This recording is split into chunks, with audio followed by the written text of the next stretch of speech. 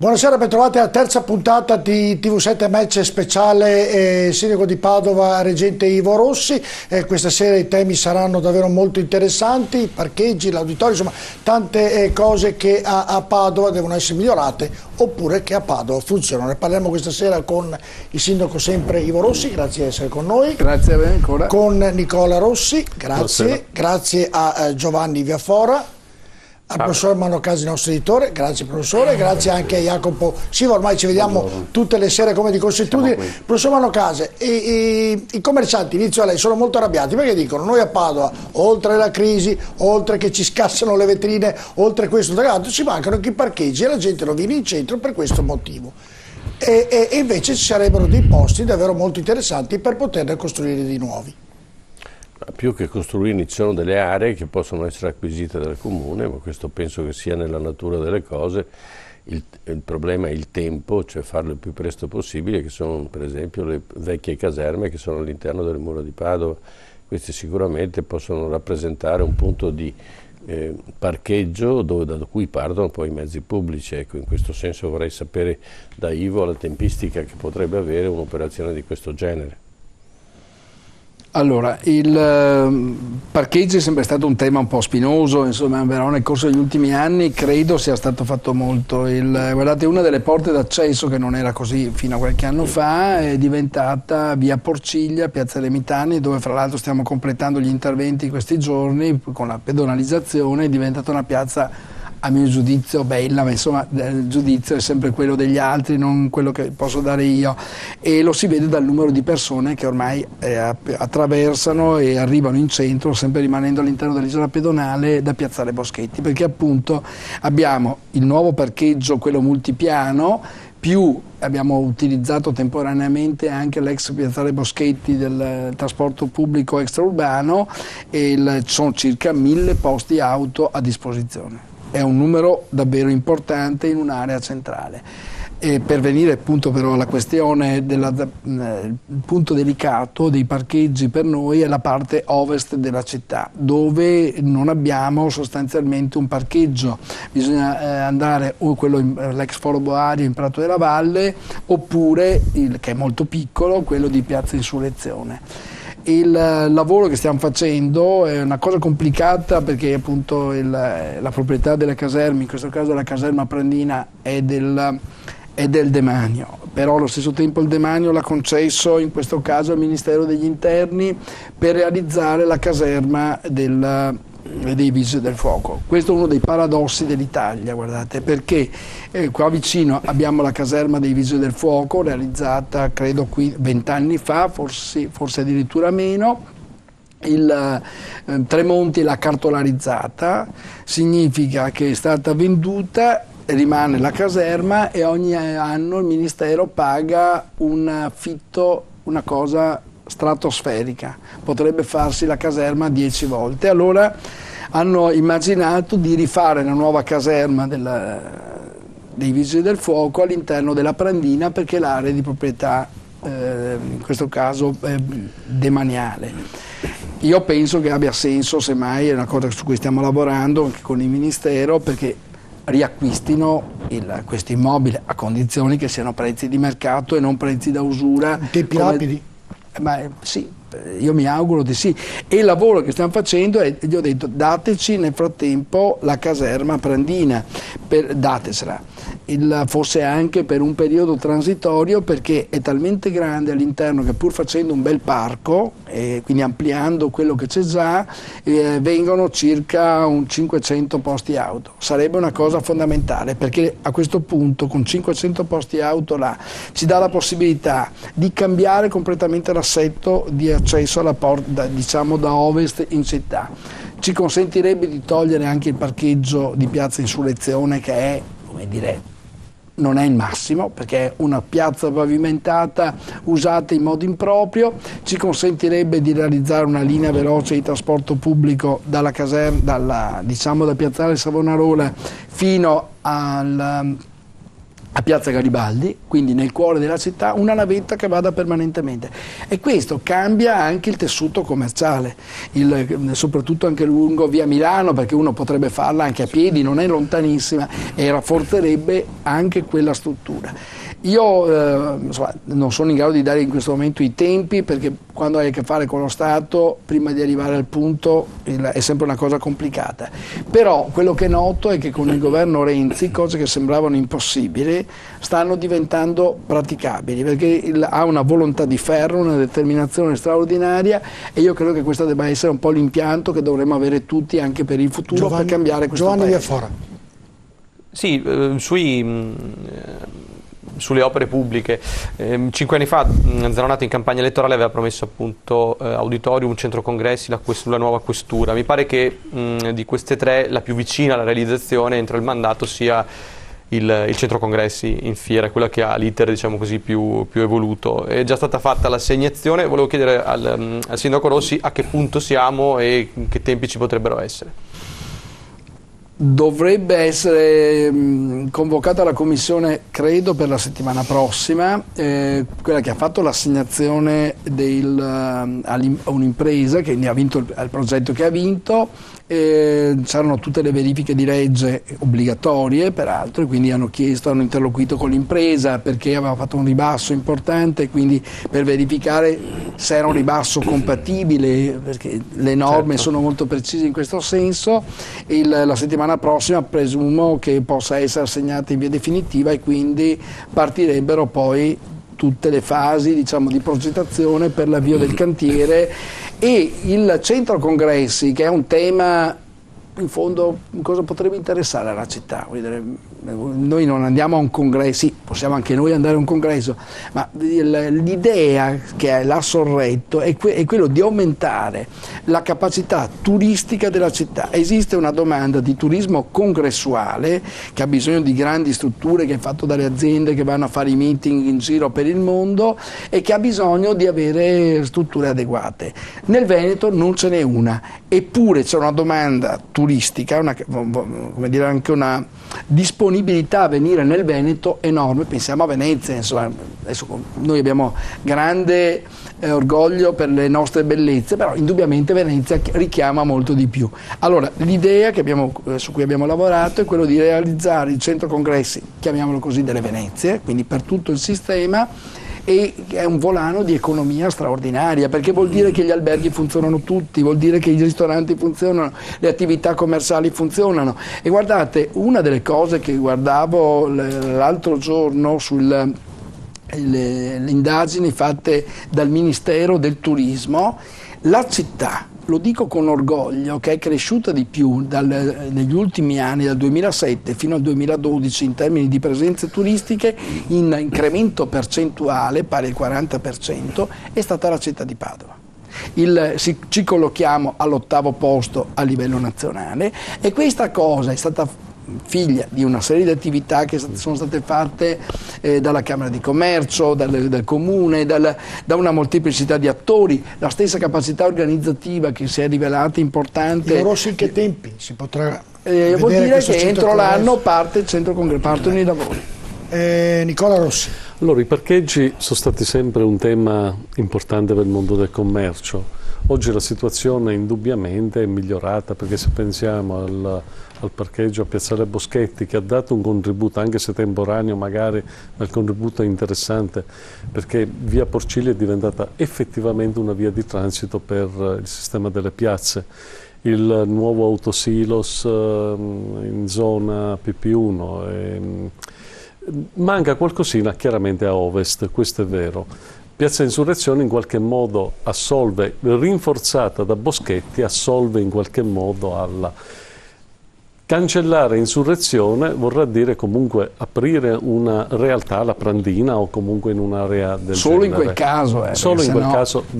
Ecco, questo, la domanda già, la risposta mi tranquillizza. Per quanto riguarda la congressualità, è un tema forte e importante per il mondo dell'impresa padovana, perché in tema di spesa un congressista lascia sul terreno circa 300 euro. quindi il territorio ne ha una ricaduta importante, quindi anche qua la risposta mi sembra averla già sentita: per fine anno dovrebbero partire i lavori. Mi lascia perplesso solo una cosa, l'auditorium. L'auditorio io l'ho sempre visto come una necessità probabilmente della città, di alcune, però il rischio, e qui la domanda, di quanto può costare alla città, perché solitamente sono attività che non danno utili o comunque difficili anche da portare a pareggio. C'è un business play sull'auditorio, c'è una... Praticamente l'auditorium, se si farà, avrà... Cosa succede? O se possiamo integrarlo nel centro congressi, in una sala chiaramente idonea, apposita, perché sono due cose diverse. Il centro congressi è una cosa, l'auditorium è una... Nicola, deve essere... Ivo Rossi. Allora, hanno chiesto a Churchill di tagliare le spese per la cultura perché erano in periodo di guerra. E ha detto: ma se tagliamo le spese per la cultura, perché combattiamo? Questo per dire quanto importante fosse l'investimento in cultura, che è il senso di un paese.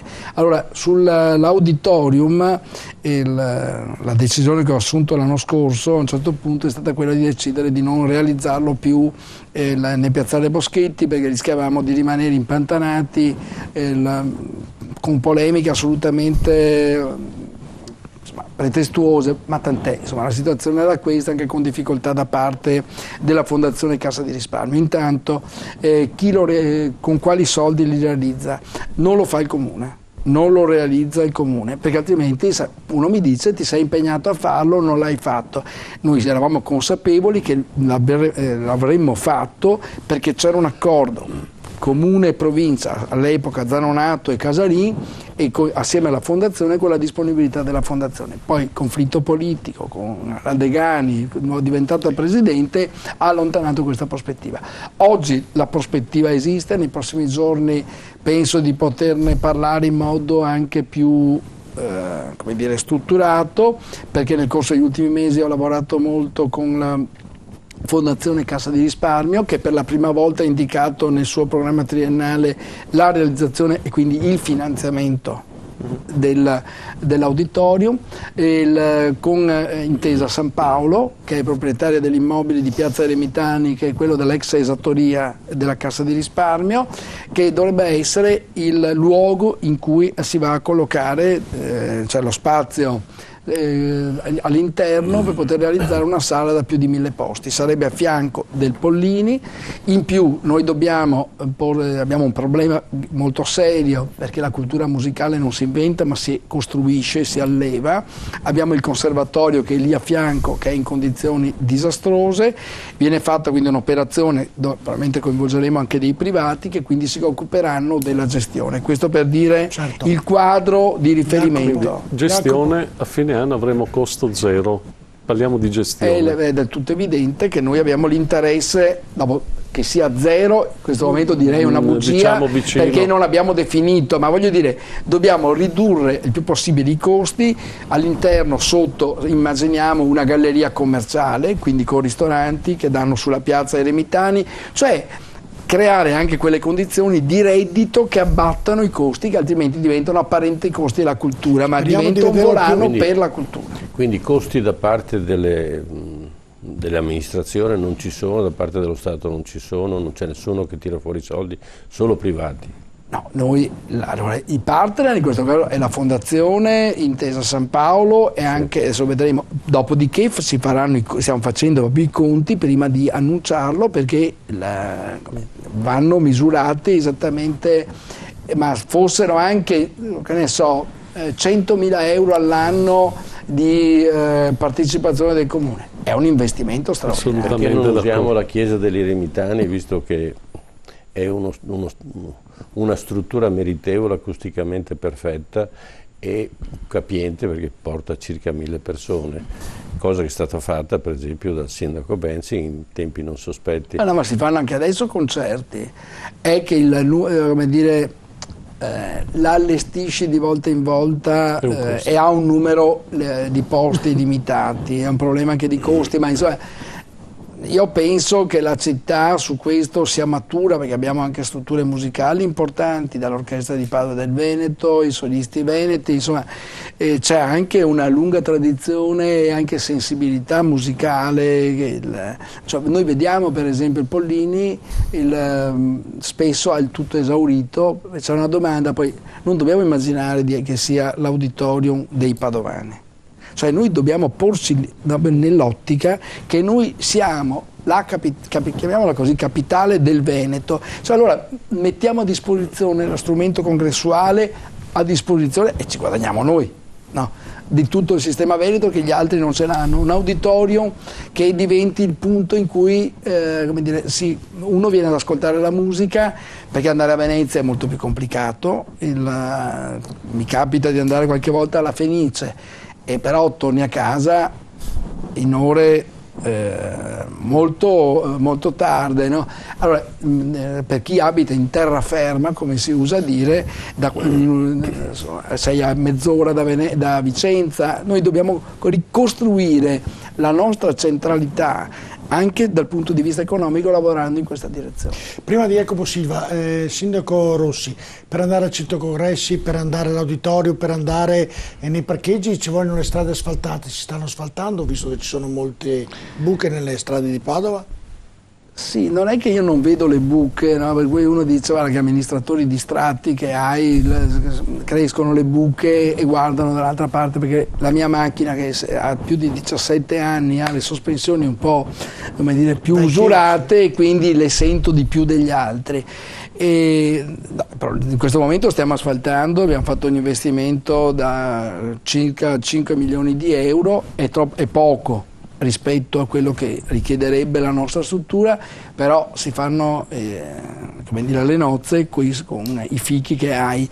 E tanto per dire, una città come la nostra, l'anno scorso, il 2013, l'ultimo bilancio che abbiamo fatto, che 14 mai lo farà la nuova amministrazione, la parte di investimento, compreso quindi questo aspetto, è di circa 15 milioni di euro, cioè una città di 215.000 abitanti che investe così, dico poco, e che siamo fra le città che investono, che continuano a investire, vuol dire che hai difficoltà economiche, sono le limitazioni del patto di stabilità, ma anche il fatto che non hai più trasferimenti, i soldi che investiamo sono soldi che derivano da vendita di nostro patrimonio, quindi vendiamo, certo, e investiamo.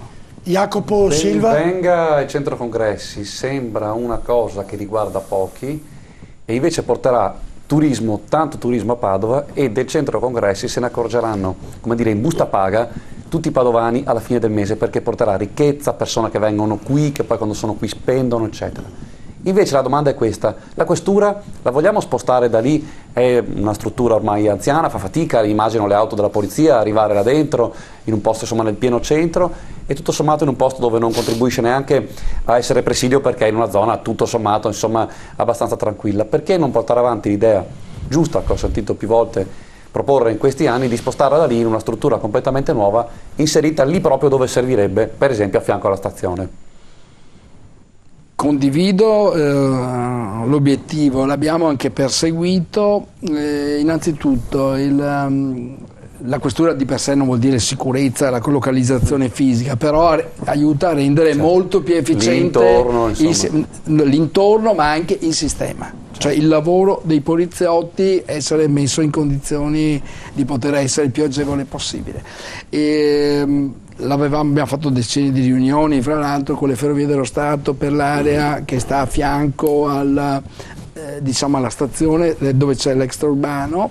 Non abbiamo trovato l'accordo perché da una parte la competenza è della provincia, cioè l'edificio della questura attuale è di proprietà della provincia, salvo un piccolo pezzo che gli abbiamo aggiunto che è di proprietà del comune, e il Ministero paga i soldi dell'affitto direttamente alla provincia. Allora, per poter fare questa cosa, che è un obiettivo importante, noi abbiamo detto: vi mettiamo a disposizione l'area, non è di per sé una competenza attribuita dallo Stato ai comuni, perché è attribuita alle province. Noi vi mettiamo l'area che ha un valore, di cui ci priviamo perché potremo venderla e guadagnarci per fare altre opere, però riteniamo che sia una cosa importante.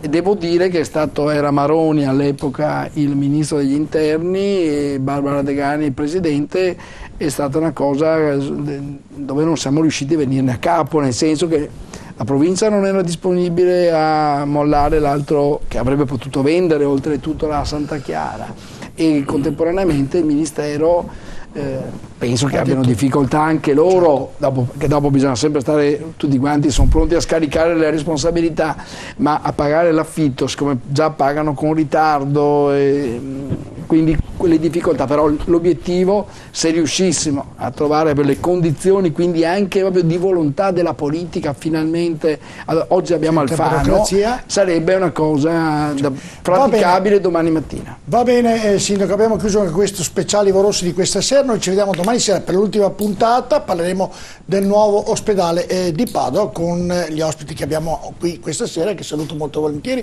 Buonasera a tutti, noi ci vediamo domani sera.